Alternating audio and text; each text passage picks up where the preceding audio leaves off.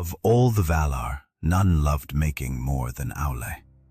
He was the smith, the shaper of mountains, the master of every craft beneath the sky. And more than anything, he wanted students. Minds to teach, hands to guide, souls that would look upon the beauty of the world and learn to shape it themselves. But the children of Ilúvatar had not yet come. The world lay empty and waiting, and Aule could not wait. So in the darkness of Middle-earth, in a great hall beneath the mountains, Aule began to work in secret. He could not clearly imagine what elves or men would look like. Their forms were hidden from him. And he knew that Melkor's shadow still lay heavy over the world. So he made his creations strong, unyielding, hard as the stone from which they were shaped. 7 figures he forged, the 7 fathers of the Dwarves. He poured into them everything he knew, his love of craft, his stubbornness, his endurance. And when they were complete, he began to teach them the language he had invented for them. But Ilúvatar knew. He had always known. And in the very hour that Aule finished his work, proud, hopeful, whispering words to his silent creations, a voice spoke to him. Not from the hall, not from the mountain, from everywhere. Why hast thou done this? Why dost thou attempt a thing which thou knowest is beyond thy power and thy authority? For thou hast from me as a gift thy own being only, and no more. And therefore the creatures of thy hand and mind can live only by that being, moving when thou thinkest to move them, and if thy thought be elsewhere. Standing idle, is that thy desire? Silence filled the hall. Aule stood before his 7 creations, and he understood. They had never truly moved on their own. They had only echoed his will, like puppets on invisible strings. I did not desire such lordship.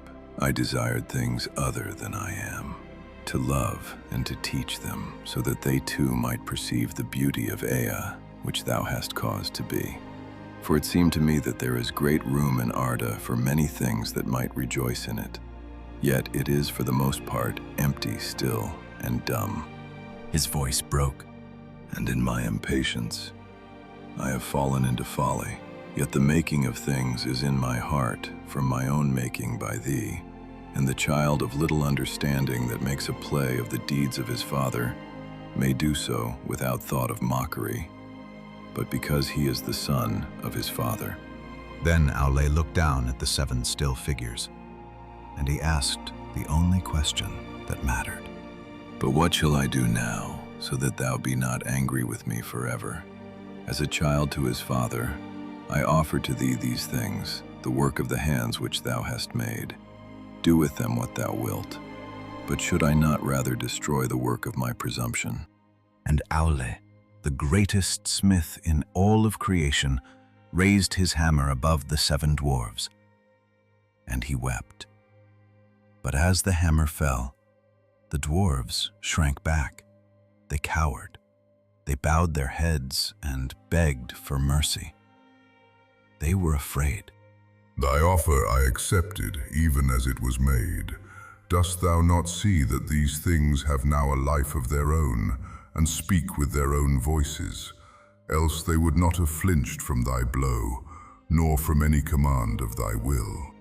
Aule cast down his hammer, and he was glad. May Eru bless my work and amend it. Even as I gave being to the thoughts of the Ainur at the beginning of the world, so now I have taken up thy desire and given to it a place therein. But I will not suffer this, that these should come before the firstborn of my design, nor that thy impatience should be rewarded. They shall sleep now in the darkness under stone, and shall not come forth until the firstborn have awakened upon earth. And until that time, thou and they shall wait, though long it seem. But when the time comes, I will awaken them, and they shall be to thee as children. And often strife shall arise between thine and mine, the children of my adoption and the children of my choice. Then Aule took the 7 fathers of the dwarves and laid them to rest in far-sundered places beneath the mountains of Middle-earth. And he returned to Valinor and waited while the long years lengthened. They were stone-hard, stubborn, fast in friendship and in enmity. They would endure toil and hunger and hurt of body more heartily than all other speaking peoples. They would live long, far beyond the span of men, yet not forever. The dwarves themselves say that Aule the Maker, whom they call Mahal, cares for them still, and gathers them after death in halls set apart, and that the 7 fathers return to live again in their own kin, bearing once more their ancient names. Of whom Durin was the most renowned, father of that kindred most friendly to the elves, whose mansions were at Khazad-dûm,